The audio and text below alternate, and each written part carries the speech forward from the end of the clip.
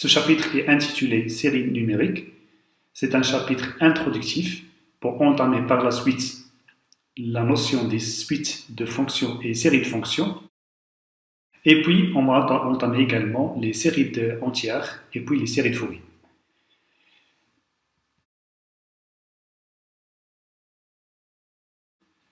Dans la première section, on va étudier les séries à termes réels ou complexes.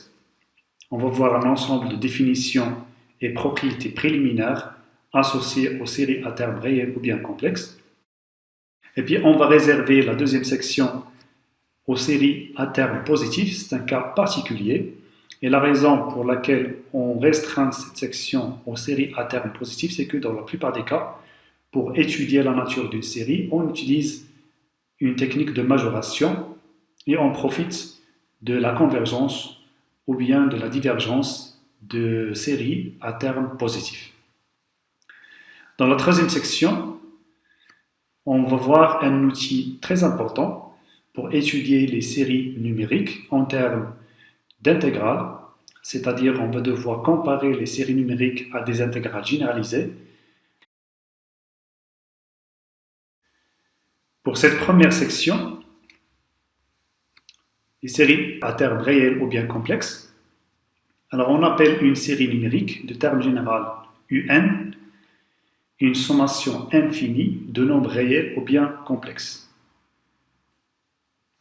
Lorsque la sommation elle est finie, c'est-à-dire de n égale à 0 jusqu'à p, ça ce n'est pas une série numérique, mais c'est une suite numérique qui s'écrit sous la forme de la somme de quelques termes réels ou bien complexes. La deuxième définition, en plus de la série numérique, on définit ce qu'on appelle somme partielle d'une série. Tout simplement, la somme partielle, c'est une sommation de n égale à 0 jusqu'à grand N du terme un, c'est-à-dire une sommation finie des termes de u0 jusqu'à un. Alors à partir de là, on peut bien remarquer que la série de la définition 1 n'est autre que la limite de cette suite Sn lorsque grand N tend vers plus l'infini. On va voir par la suite d'autres liaisons ou bien techniques qui permettent d'étudier la convergence d'une série numérique. Pour comprendre cette définition, on note ici un exemple illustratif en considérant le terme général d'une suite moins 1 à la puissance n, donc la suite des sommes partielles associées à ce terme-là, c'est-à-dire 1, moins 1, etc., jusqu'à moins 1 à la puissance n. Donc ça, c'est juste un exemple illustratif de la définition de la notion d'une série numérique et la suite des sommes partielles. Parmi les outils qu'on peut utiliser pour étudier la notion de la série numérique, on peut considérer la suite des sommes partielles et faire tendre le grand N vers plus l'infini. Donc ça, c'est une technique préliminaire à partir de la définition. En considérant toujours une suite numérique de réel ou bien de complexe, alors notre série est convergente si seulement si la suite des sommes partielles est convergente. C'est tout à fait normal à partir de la définition. Lorsque la suite des sommes partielles diverge, alors notre série est divergente. Donc ça, c'est en même temps une définition et une propriété associée à la possibilité d'étudier la nature de la série à partir de la suite des sommes partielles associées. Une autre définition associée à la somme d'une série convergente. Dans le cas où notre série converge, alors la limite de la suite des sommes partielles est appelée la somme de la série. Ce qu'on peut remarquer à partir de cette première définition, c'est que lorsqu'on considère une série qui commence par n égale à 0 jusqu'à l'infini, et la même série du même terme général, mais elle commence à partir de n0. À ce moment-là, les deux séries sont de même nature. C'est-à-dire toutes les deux elles convergent, ou bien elles divergent en même temps.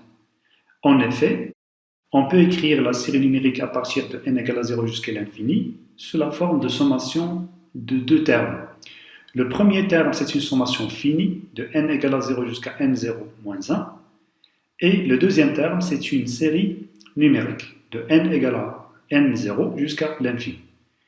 Donc, ce qui nous intéresse, nous, c'est la nature de cette série. Si cette série converge, bien sûr, plus cette sommation qui est finie, ça veut dire un réel. Donc, vous avez tout ce terme-là converge, ça veut dire que notre série converge. Inversement, si jamais notre série de départ converge, on peut retrancher cette partie-là, ce terme, qui n'est autre qu'une sommation finie, et puis on aura la convergence de cette série. L'utilité de cette remarque, c'est que parfois on peut étudier la nature de la série sans faire attention au commencement de la série, c'est-à-dire les premiers entiers naturels. Étudier la série dont l'indice du terme général commence à partir de 0, ça revient à étudier la même série du terme général dont l'indice commence par n0. Donc les deux séries sont de même nature. Soit elles convergent toutes les deux, ou bien elles divergent toutes les deux. Prenons quelques exemples pour bien comprendre ces notions, en considérant ici la série du terme général 1 sur n factoriel, le n supérieur ou égal à 0. Le terme général ici est bien défini en 0, puisque le factoriel de 0, par convention, est égal à 1. Donc cette série est bien définie, et donc elle converge. Jusqu'à maintenant, on n'a pas encore vu les outils qui permettent d'étudier la nature d'une série, mais on peut dire que cette série-là converge, puisque elle représente le développement limité de la constante exponentielle, ou bien de la fonction exponentielle en 1. Un deuxième exemple, la série du terme général 1 sur n. Ce qu'on peut remarquer d'abord, que le n il est supérieur ou égal à 1, il n'est pas supérieur ou égal à 0, parce que le terme général n'est pas défini en 0. Cette série est divergente pour plusieurs raisons. On va voir plusieurs techniques qui permettent de confirmer la divergence de cette série qu'on appelle série harmonique. Mais pour le moment, puisqu'on n'a pas vu encore des techniques qui permettent d'étudier la nature de cette série, on peut par exemple montrer que la suite des sommes partielles d'indice 2n moins la suite des sommes partielles d'indice n, l'écart entre les deux supérieur à 1,5. Et si jamais on suppose par l'absurde que notre série converge, ça veut dire que Sn converge vers S, S2n converge vers S, et donc l'écart entre les deux va converger vers 0. Ce qui représente une contradiction par rapport à cette inégalité. Plus précisément, si on calcule cet écart, par définition S2n c'est la somme de k égale à 1 jusqu'à 2n, 1 sur k, moins Sn, c'est la somme de k égale à 1 jusqu'à n, 1 sur k. On n'aura que la somme de k égale à n plus 1 jusqu'à 2n de 1 sur k. Puisque le terme général 1 sur k est une suite décroissante, elle sera plus grande à 1 sur 2n. Et puis la sommation de k égale à n plus 1 jusqu'à 2n. 1 sur 2n, c'est un terme qui ne dépend pas de k, donc ce terme-là signifie que nous sommes en train de faire la sommation du même terme. Combien de fois? On peut calculer le nombre de fois que nous sommes en train de faire le calcul de la sommation de 1 sur 2n, 2n moins 1 plus 1 fois le terme que nous sommes en train de sommer. Et donc, lorsqu'on simplifie, on obtient tout simplement ici 1,5. Ça veut dire que l'écart il est supérieur à 1,5. Et puis, comme j'ai dit tout à l'heure, si on suppose par l'absurde que notre série converge, ça veut dire que l'écart il converge vers 0, ce qui contredit cette inégalité. Prenons un autre exemple de la série qu'on appelle une série alternée, la somme de moins a à la puissance n, n supérieur ou égal à 1. C'est une série qui diverge parce que la suite des sommes partielles diverge. En effet, il suffit d'écrire les expressions de S2n plus 1 et S2n, ce sont les suites extraites de cette suite. La suite des sommes partielles d'indice impair égale à 0. La suite des sommes partielles d'indice pair égale à 1. Deux suites extraites de notre suite des sommes partielles Sn convergent vers deux limites qui sont différentes. Donc c'est suffisant pour dire que la suite des sommes partielles Sn diverge et donc notre série diverge.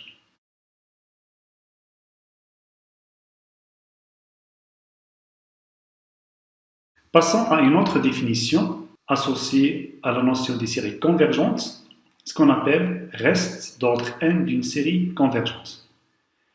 En considérant une série à terme réel ou bien complexe de somme S, c'est-à-dire on considère ici une série qui converge. On appelle reste d'ordre n, c'est l'écart entre la somme de la série moins la suite des sommes partielles d'ordre n. Si on réécrit cette expression, on obtient que le reste n'est autre que la somme de un à partir de n plus 1. Ce qu'on peut remarquer à partir de cette définition, la première propriété, c'est que le reste associé à une série convergente converge toujours vers 0. C'est par définition, puisque Rn égale à S moins Sn, et donc lorsque n tend vers l'infini, lorsque grand n tend vers l'infini, Sn il va tendre vers S, et donc on obtient 0. La deuxième propriété qui découle de la définition d'une série numérique, c'est que le terme général de la série n'est autre que l'écart entre les suites des sommes partielles d'indices successifs, Sn moins Sn moins 1. Et ça permet de déterminer une condition nécessaire. En effet, si notre série converge, alors Sn va tendre vers S, et Sn-1 va tendre également vers S.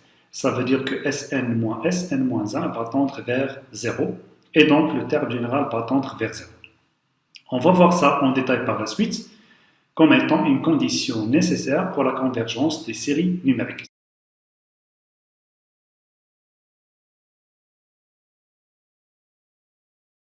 Passons maintenant à quelques propriétés des séries convergentes.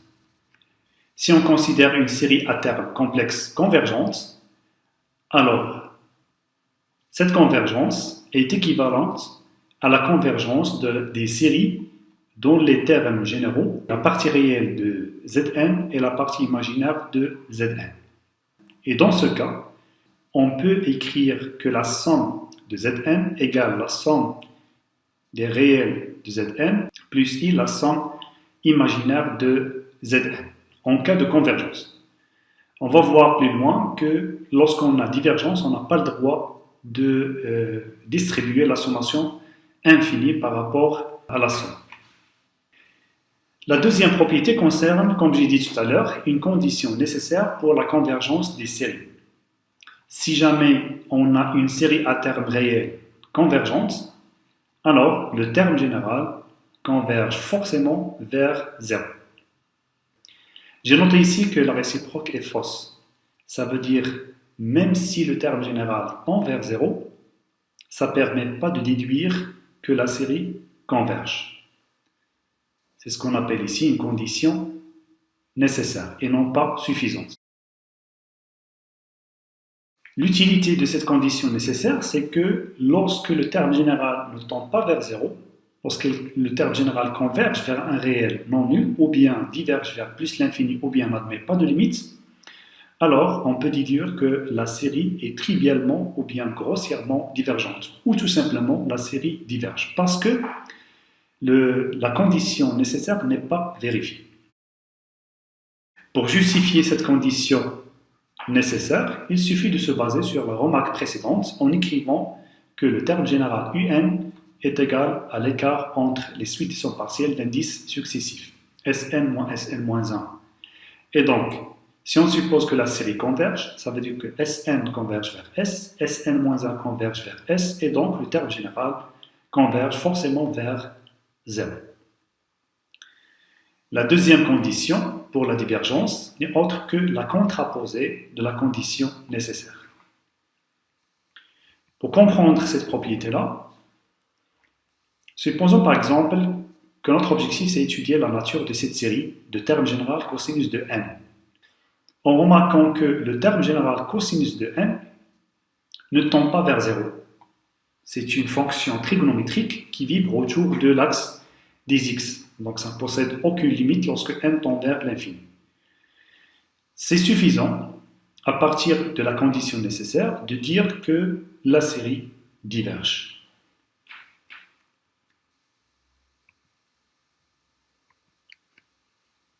Cette propriété représente une condition suffisante qui permet de distribuer la sommation infinie par rapport à la somme. C'est-à-dire en considérant deux séries convergentes, ça permet de dire que la série de termes général un plus Vn est convergente également. Et donc, on peut distribuer la sommation infinie par rapport à la somme, c'est-à-dire la somme de un plus Vn égale la somme de un plus la somme de Vn. Il faut faire attention à cette propriété parce qu'on n'a pas le droit d'écrire cette égalité lorsque les deux séries divergent. On peut remarquer d'abord, à partir de cette définition, que la multiplication du terme général d'une série par un coefficient non nul n'aura aucun impact sur la nature de la série. C'est-à-dire que ces deux séries sont de même nature. La deuxième remarque, si jamais les deux séries sont de nature différente, alors la série de terme général un plus Vn est divergente. C'est une remarque très importante qui permet d'étudier la nature d'une série dont le terme général s'écrit sous la forme de deux termes. Alors il suffit d'établir la divergence de cette série et la convergence de l'autre pour déduire la divergence de cette série. Mais par contre, il se peut qu'une série dont le terme général s'écrit sous la forme de un plus Vn soit convergente pendant que les deux séries ne le sont pas. Et donc, la conclusion de cette troisième remarque, c'est qu'on n'a pas le droit de développer cette série dont le terme général s'écrit sous la forme de un plus Vn sans que les deux séries soient convergentes. C'est à peu près l'objet de la combinaison linéaire des séries convergentes.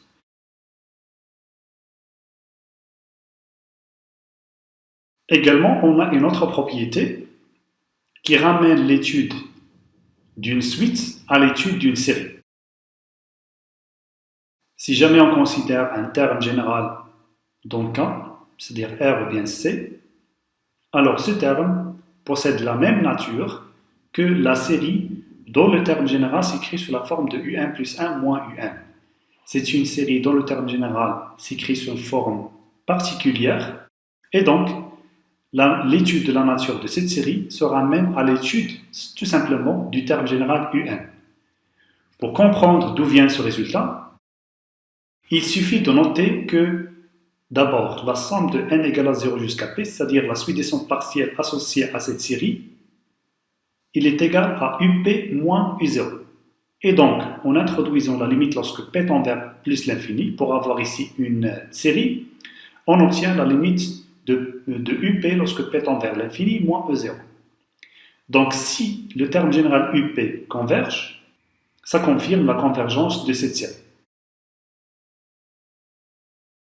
Une première remarque à partir de cette propriété-là, c'est que cette comparaison permet d'étudier la série et le terme général un en même temps. Elles sont de même nature. Et puis, si jamais vous avez une série dont le terme général s'écrit sous la forme de différence entre deux termes d'indices successifs, alors on peut calculer la limite et étudier la nature à partir de la suite un.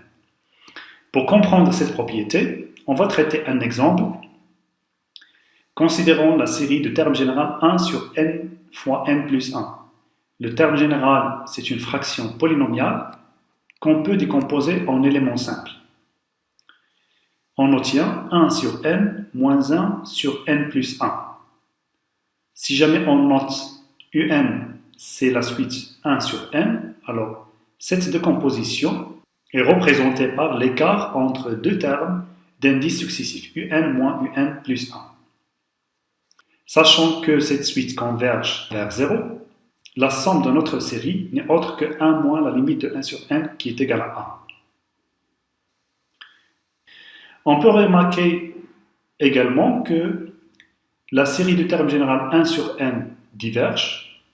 C'est une série harmonique. Et la même chose pour la série de termes généraux 1 sur n plus 1. Mais l'écart entre les deux, ça donne lieu à un terme général associé à une série qui converge. Étudions maintenant un cas particulier d'une série géométrique. On considère un terme général qui représente une suite géométrique. Cette suite géométrique s'écrit sous la forme de A fois z à la puissance k. Le A n'est autre que le premier terme de cette suite géométrique. Et puis on considère la série associée. Alors, en écrivant la suite des sommes partielles, qui n'est autre que la somme de A z à la puissance 0 jusqu'à A z à la puissance n, qu'on peut réécrire encore sous la forme de cette fraction polynomiale. À partir de cette définition, on peut bien établir une condition pour la convergence. En effet, la série géométrique converge si seulement si sa raison, c'est-à-dire z, est de module inférieur strictement à 1. Et dans ce cas, la somme de cette série géométrique n'est autre que A sur 1 moins z. Plus précisément, on a l'expression explicite de la suite des sommes partielles associée à cette série géométrique. Et puis, lorsque le module de z est inférieur à 1, ça veut dire que le module de z à la puissance n converge vers 0. Et donc, c'est suffisant pour dire que notre suite des sommes partielles converge vers A sur 1 moins z. C'est-à-dire que la série géométrique converge et elle est de valeur A sur 1 moins z. Maintenant, supposons que notre série géométrique converge et suivant la condition nécessaire, le terme général A z à la puissance k devrait tendre vers 0. Ça veut dire que z à la puissance k converge vers 0 et c'est suffisant pour dire que le module de z il est inférieur à 1. Passons maintenant à la notion des séries alternées. On dit que cette série réelle est alternée si elle peut s'écrire sous cette forme, la somme de moins à la puissance n fois un, et puis le signe de un il est constant. Soit un est positive ou bien négative. Autrement, une série alternée s'écrit sous la forme de la somme d'un ensemble de termes de signes opposés. Par exemple, si le premier terme est positif, le deuxième est négatif, le troisième est positif, le quatrième est négatif, etc. C'est ce qu'on appelle une série alternée. La convergence de cette série elle est garantie à partir de deux conditions. D'abord, il faut que le terme général un tend vers 0, et puis il faut que un soit décroissante. Et puis on a cette inégalité très importante qui permet de majorer le reste associé à une série alterne. Pour justifier cette relation, on va essayer de montrer que les deux sous-suites extraites de Sn, c'est-à-dire la suite des sommes partielles d'indices pairs, la suite des sommes partielles d'indices impairs, forment deux suites adjacentes. L'une est croissante, l'autre est décroissante, et puis l'écart entre les deux tend vers 0, pour déduire la convergence de Sn et puis la convergence de la série alterne. En effet, en écrivant l'expression de la suite des sommes partielles, en observant que S2 moins S0 est négatif, et puis S4 moins S2 est négatif, et puis on peut montrer par récurrence que S2n moins S2n moins 2 est encore négatif. La même chose pour la suite des sommes partielles d'indices impairs, mais cette fois-ci, on va montrer que c'est une suite croissante.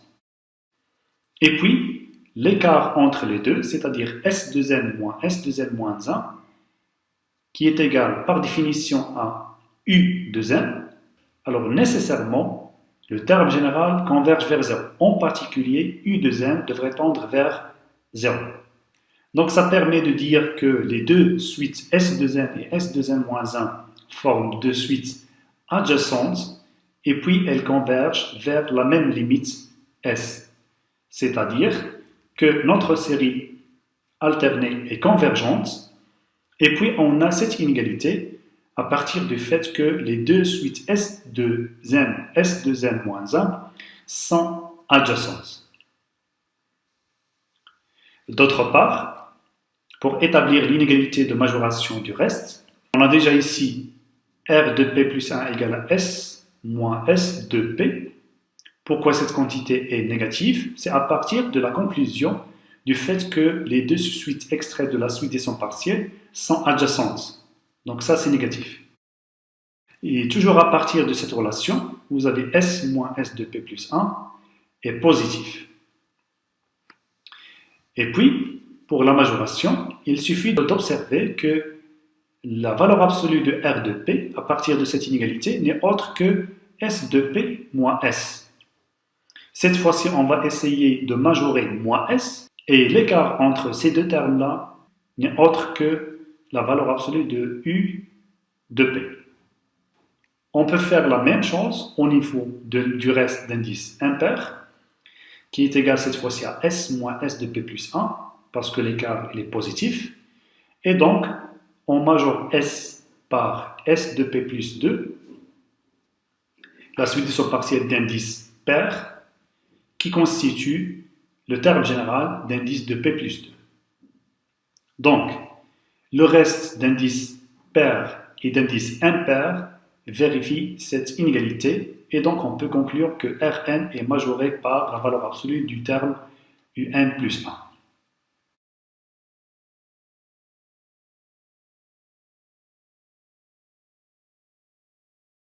Toujours pour les séries alternées, une série qui s'écrit sous la forme de la somme de moins 1 puissance n, n carré sur n3 plus 1, et on va essayer de justifier la convergence de cette série. D'abord, en considérant la suite de termes général n carré sur n3 plus 1, on vérifie qu'il s'agit d'une série alternée. En effet, ce terme un est de signe constant. Ici, il est positif, mais si un est négatif, ça ne pose pas de problème. L'essentiel, c'est que cette suite elle est de signe constant. Deuxième chose, on doit vérifier que un est une suite décroissante en utilisant plusieurs techniques. Ici, on calcule l'écart de un plus 1 moins un pour montrer que cette quantité est négative. Parce que le 1 moins n carré est négatif, quel que soit n supérieur ou égal à 1. Et puis vous avez le dénominateur, il est positif. Donc notre suite un est décroissante et puis elle converge vers 0. Parce que vous avez la limite de notre suite n carré sur n3 plus 1 est égale à la limite de l'équivalent de cette suite, sachant que l'équivalent de cette suite n'est autre que n carré sur n3, c'est-à-dire 1 sur n, qui converge vers 0. Donc c'est suffisant pour dire que notre série alternée converge.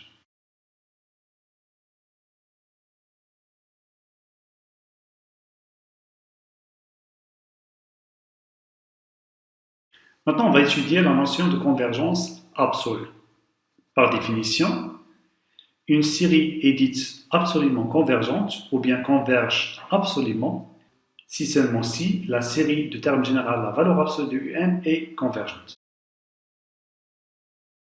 La propriété associée à cette définition est que si jamais une série converge absolument, alors elle converge. C'est une condition suffisante pour la convergence d'une série. Et puis, on a cette inégalité. Pour établir cette condition suffisante pour la convergence des séries, on considère ici un terme général, un cas complexe, AK plus IBK. Et donc, pour montrer la convergence de la série du terme général UK, il suffit de montrer que la série du terme général AK et la série du terme général BK convergent. En effet, par une simple majoration, on obtient ces deux inégalités, et donc, puisque la suite des sons partiels associée à la valeur absolue de un converge, ça garantit la convergence de la suite de son partiel associée à la valeur absolue de AK et la valeur absolue de BK. Ça, d'une part. D'autre part, pour montrer que la série de termes généraux AK converge, on essaie d'écrire l'expression de cette série sous cette forme, où on a ajouté la valeur absolue de AK et retranché la valeur absolue de AK. Et puis, on a distribué la sommation infinie par rapport à ces deux termes. On a le droit de le faire parce que cette série converge et puis celle-là converge. En effet, cette série converge puisqu'on l'a déjà montré et puis celle-là converge par simple majoration. Vous avez ici la valeur absolue de AK moins AK, il est inférieur ou égal à 2 fois la valeur absolue de AK. Ça, c'est le terme général d'une série convergente et donc par majoration, la valeur absolue de AK moins AK représente le terme général d'une série convergente. Et donc, on obtient que notre série de termes général AK converge et on peut procéder de la même façon pour établir la convergence de la série de termes général BK. C'est suffisant pour déduire par la suite la convergence de notre série de départ. Maintenant, pour établir cette inégalité, il suffit d'écrire l'expression de la valeur absolue ou bien du module de la suite de son partiel associé à notre série, qui n'est autre que le module de la somme de k égale à 0 jusqu'à n uk. Et puisque c'est une sommation finie, on peut utiliser cette inégalité. Et puis, on peut faire tendre le n vers plus l'infini. Donc, si notre série converge absolument, ça veut dire que la somme du module de Sn converge, automatiquement Sn va converger et donc la série converge. Je note ici qu'il s'agit d'une condition suffisante, tout simplement. C'est-à-dire que la réciproque n'est pas toujours vraie. C'est l'objet de la première remarque. Si jamais une série converge, ça ne veut pas dire qu'elle converge absolument. Et dans ce cas, on dit qu'il s'agit d'une série semi-convergente. Exemple, en considérant cette série alternée, et on montre qu'il s'agit d'une série semi-convergente. En effet, la somme de la valeur absolue du terme moins a puissance 1 sur n diverge, mais la série alternée de départ converge. Pour la simple raison, le terme général, il est du signe constant, donc la série est alternée. Deuxième chose, un qui est égal à 1 sur n, il converge vers 0. Et la troisième chose, un est une suite décroissante, c'est-à-dire l'écart entre les deux donne lieu à cette fraction négative, quel que soit n supérieur ou égal à 1. Donc, notre série de départ converge, mais elle ne converge pas absolument. Donc, on dit qu'il s'agit d'une série semi-convergente.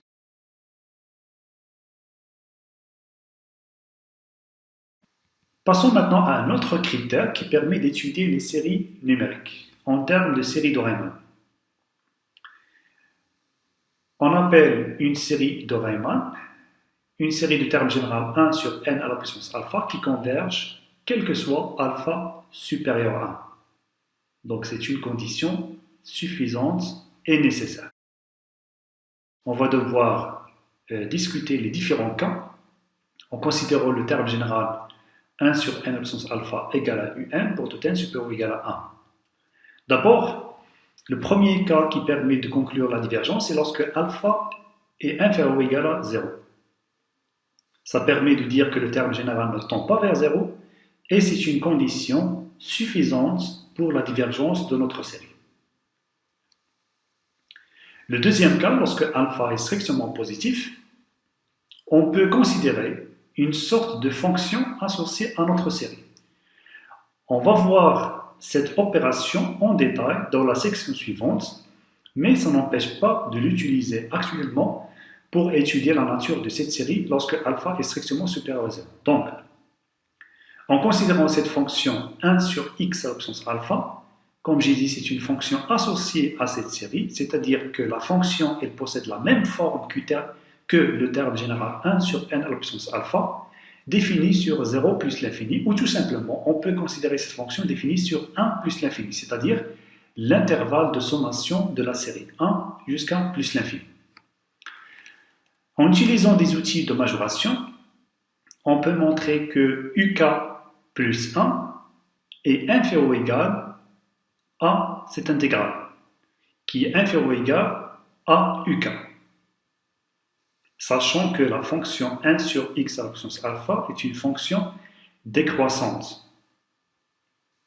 Donc, en séparant les cas, d'abord en discutant le cas alpha différent de 1, on peut introduire une sommation de k égale à 1 jusqu'à n sur cette inégalité pour avoir cette inégalité, sans oublier d'utiliser la relation de Charles au niveau de cette intégrale. Et puis, on peut remarquer que cette sommation n'est autre que Sn plus 1 moins U1.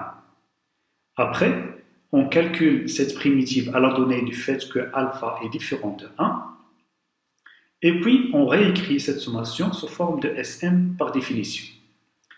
Le deuxième cas à discuter, c'est lorsque alpha égale à 1. La différence est au niveau du calcul de la primitive, qui donne lieu à logarithme de n plus 1 tout simplement, après avoir introduit la sommation de k égale à 1 jusqu'à n ici, et puis en utilisant la relation de Charles. Donc cette relation ressemble à celle-là, sauf au niveau de la primitive.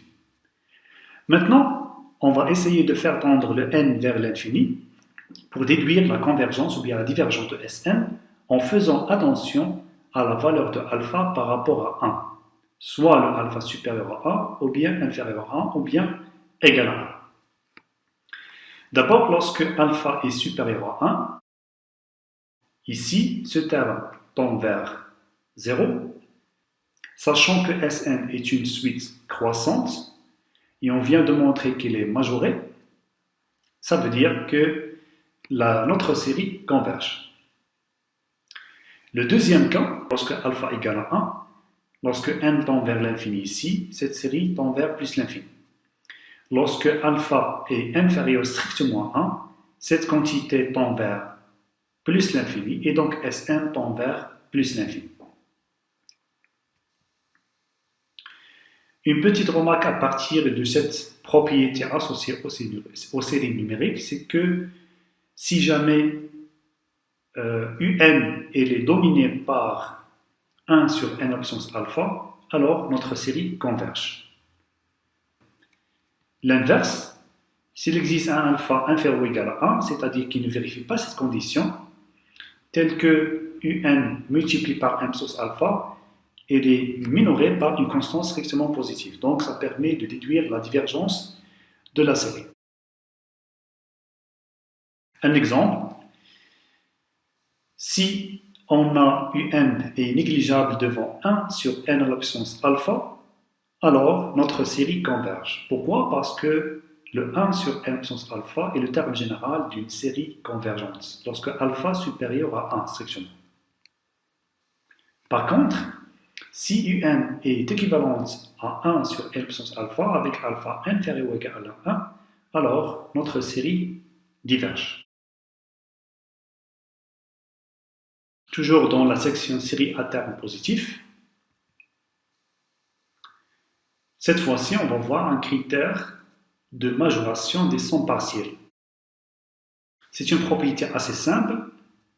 La suite des sommes partielles associée à une série de termes positifs, elle est toujours croissante.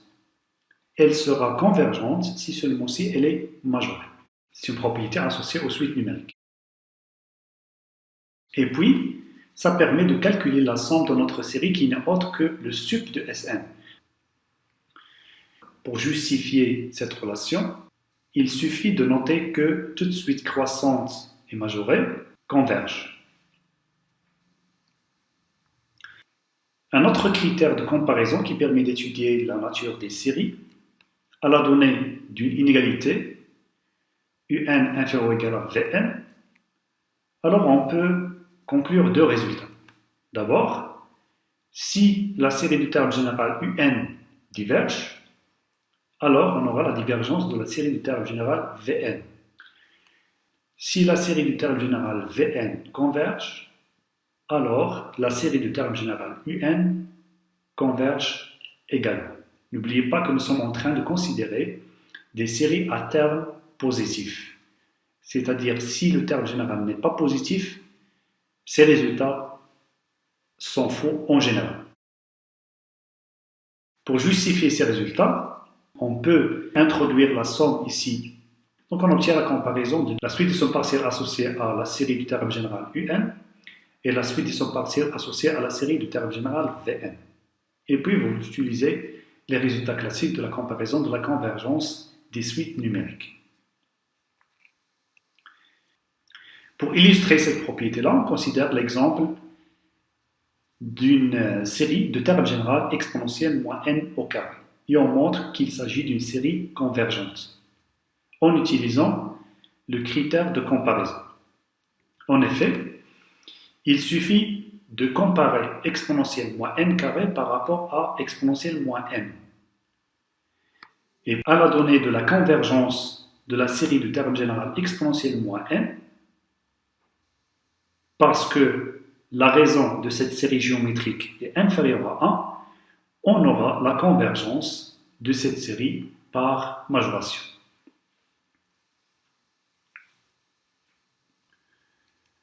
On continue pour voir un autre critère qui permet d'étudier la nature des séries numériques, c'est ce qu'on appelle la règle de la multiplication par n à la puissance alpha. Si jamais il existe un alpha strictement supérieur à 1, qui garantit la convergence de cette quantité vers 0 lorsque n tend vers l'infini, c'est suffisant pour déduire la convergence de la série. En effet,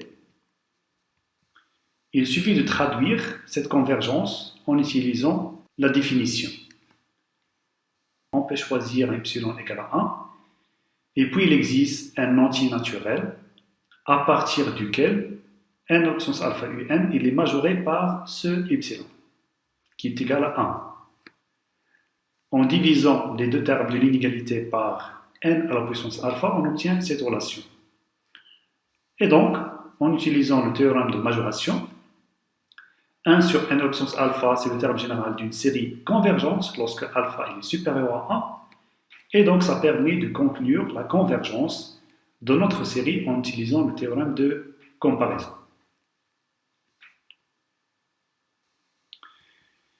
Au niveau de la divergence, si on arrive à trouver un alpha inférieur ou égal à 1, qui garantit la convergence de cette quantité vers plus l'infini, c'est suffisant pour dire que notre série diverge.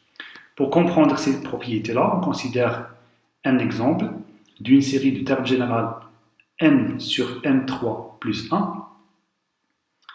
Et pour montrer que c'est une série qui converge, on peut utiliser la règle de n à la puissance alpha un. Si on considère le alpha égal à 3,5, qui est bien supérieur à 1, en calculant le produit et en cherchant un équivalent simple qui tend vers 0 lorsque n tend vers l'infini. Donc on peut déduire que notre série converge par la règle de la multiplication par n à la puissance alpha. Le deuxième exemple, en considérant une série de termes général 1 sur racine de n qui diverge. Pour montrer qu'il diverge, il suffit d'utiliser l'objet de la remarque en cherchant un alpha inférieur ou égal à 1 qui garantit la divergence du produit n à la puissance alpha fois un vers plus l'infini. En effet, lorsqu'on multiplie la suite un par n à la puissance 3 quarts, on remarquera ici que le 3 quarts il est inférieur ou égal à 1, on aura n à la puissance 1 quart qui diverge vers plus l'infini, donc c'est suffisant pour déduire la divergence de notre série.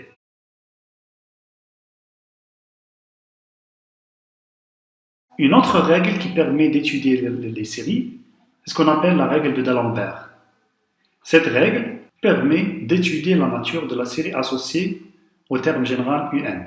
Premier cas, lorsque la limite du rapport est comprise entre 0 et 1, bien sûr le alpha est positif parce que nous sommes en train d'étudier des séries associées à un terme positif, et puis lorsque alpha il est inférieur à 1, c'est suffisant pour déduire la convergence de la série. Le deuxième cas, lorsque alpha est supérieur à 1, la série diverge, Et lorsque alpha égale à 1, on ne peut pas déterminer la nature de la série avec précision. En effet, si la limite du rapport de un plus 1 et un est inférieure strictement à 1, le théorème de Cauchy de la densité dans R permet de trouver alpha prime qui est compris entre alpha et 1. Tel que le rapport entre UK plus 1 et UK, il devient plus petit que alpha prime à partir d'un certain rang, pour la simple raison. En supposant que la limite de un plus 1 sur un égale à alpha, ça veut dire que le rapport, lorsque n tend vers l'infini, le rapport, il s'approche de alpha.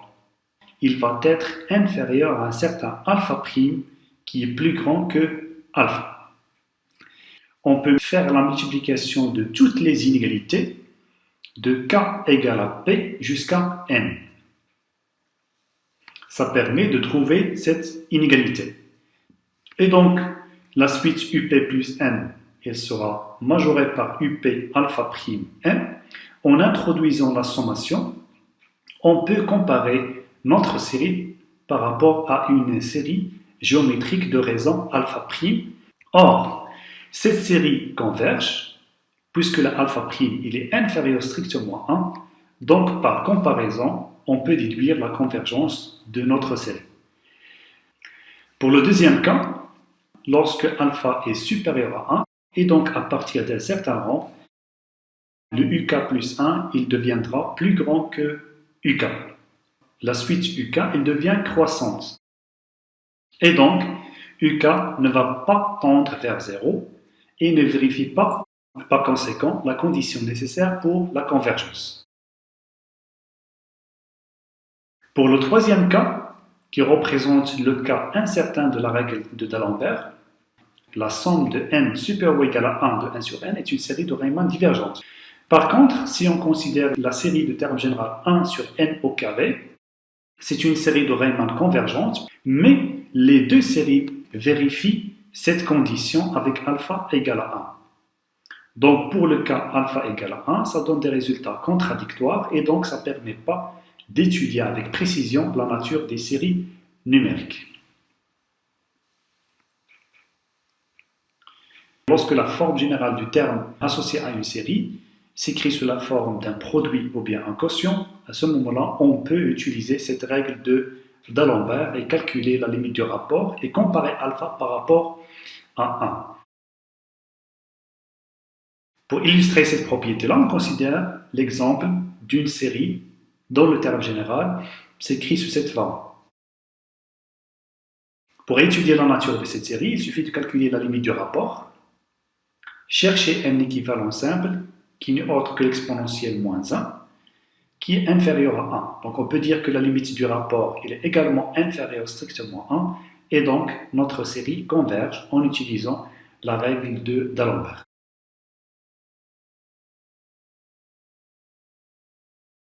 Un autre critère d'équivalence, lorsque on arrive à trouver un équivalent simple de notre terme général un, on peut déduire que les deux séries sont de même nature. Pour justifier ce résultat, vous pouvez vous référer à l'ensemble de résultats de comparaison qui permettent de comparer le reste et la suite de son partiel à partir de l'équivalence. Par exemple, si on considère une série qui s'écrit sous cette forme, on peut montrer qu'elle converge en utilisant l'outil d'équivalence. En effet, le terme général est équivalent à 1 sur n au carré par développement limité d'ordre 1, et sachant que le terme général 1 sur n carré est associé à une série de Riemann convergente parce que la puissance de n égale à 2 supérieure à 1, donc c'est suffisant pour dire que notre série de départ converge également. L'objet de cette remarque, c'est que lorsque n est équivalent à Vn, il faut que les deux quantités aient le même signe.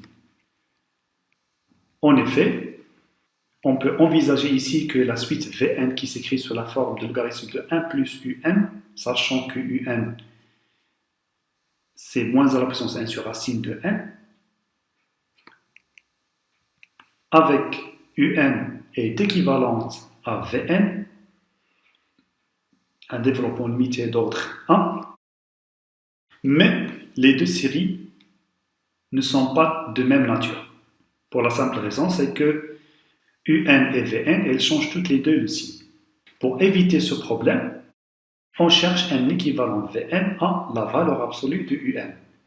Donc si Vn est le terme général d'une série convergente, et donc notre série converge absolument, par conséquent, elle converge simplement.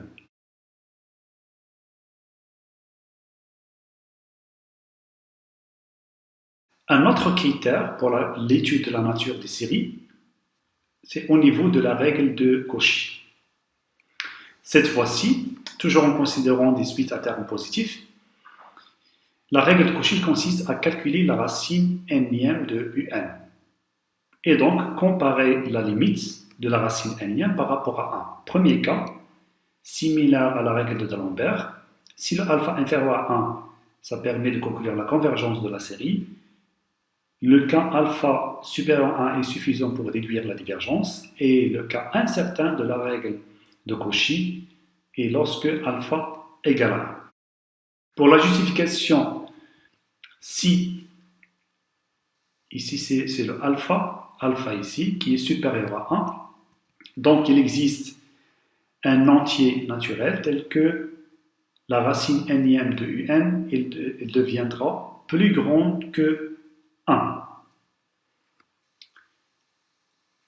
Ça veut dire que Un est supérieur ou égal à 1, ça veut dire que Un ne peut pas tendre vers 0.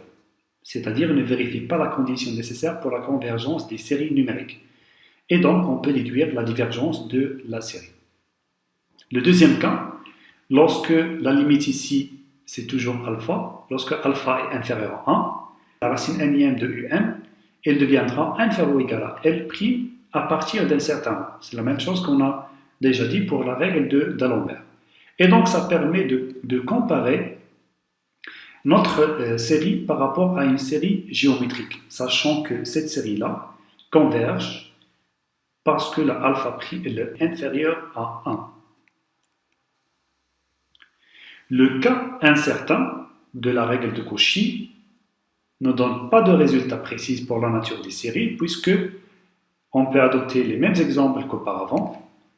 Cette série diverge et celle-là converge, mais lorsqu'on calcule la racine n-ième des termes généraux associés à ces séries, on trouve qu'elle donne une limite qui est égale à 1. Donc, on ne peut pas conclure lorsque la limite de la racine n-ième est égale à 1.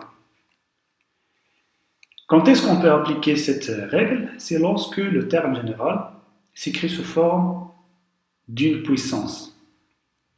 En effet, si on considère ici l'exemple qui s'écrit sous cette forme, le terme général contient une puissance, n, et donc on peut penser à la règle de Cauchy. Ça n'empêche pas d'utiliser d'autres règles, à savoir la multiplication par n absence alpha et la règle de D'Alembert.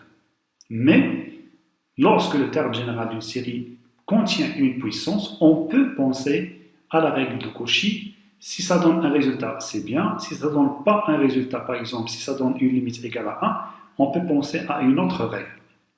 Pour cet exemple, en calculant la racine n-ième de notre thème général, on obtient la valeur absolue de x sur n, qui tend vers 0 lorsque n tend vers l'infini. Et donc, cette série converge parce que la règle de Cauchy donne une limite inférieure à 1.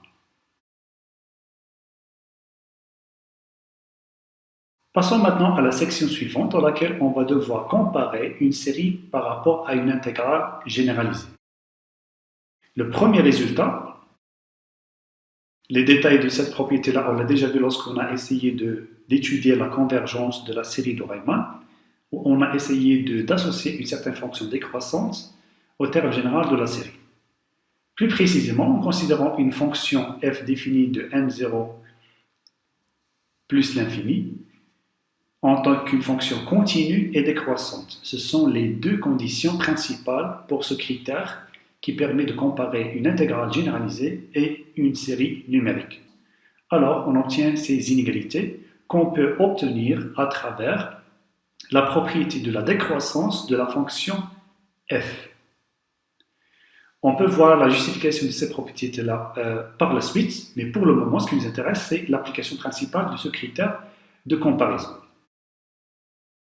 Essayons maintenant de justifier la divergence de la série harmonique en utilisant ce critère de comparaison par rapport à une intégrale généralisée. D'abord, on associe à cette série une fonction f qui est égale à 1 sur x. La forme de cette fonction devrait être la même que le terme général, qui est une fonction continue et décroissante sur 1 plus l'infini.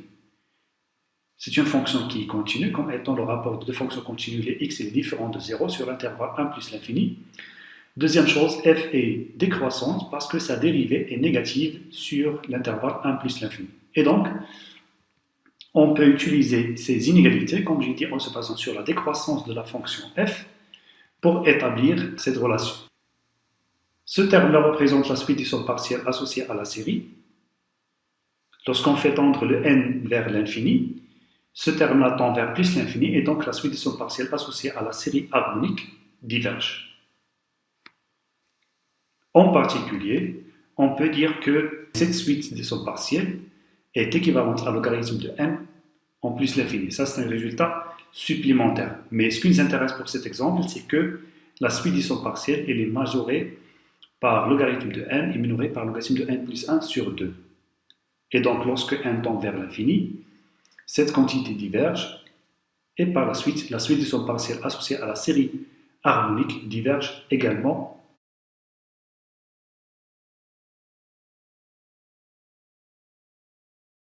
Une autre propriété associée au critère d'intégrale, c'est à peu près la même chose, c'est une conséquence de résultat précédent, en considérant toujours une fonction positive et décroissante sur 0 plus l'infini, alors la série du terme général fn est de même nature que l'intégrale entre 0 et plus l'infini. On peut utiliser les mêmes outils pour justifier le résultat précédent, en considérant une fonction qui vérifie les hypothèses du théorème, c'est-à-dire en termes de positivité et décroissance, on va essayer de montrer les deux sens, le sens direct et le sens inverse. Cette inégalité est issue du fait que f est une fonction continue et décroissante, et puis par simplification, utilisant la relation de Sharp, on obtient cette inégalité complète. Donc, d'une part, lorsque cette intégrale converge, ça veut dire que cette sommation converge, c'est-à-dire que la suite des sommes partielles est convergente et donc la série converge. Pour montrer le sens inverse, il suffit de procéder de la même façon pour établir cette inégalité, en profitant toujours de la décroissance de la fonction f et en utilisant la relation de Sharp. Ce sont les clés de la justification.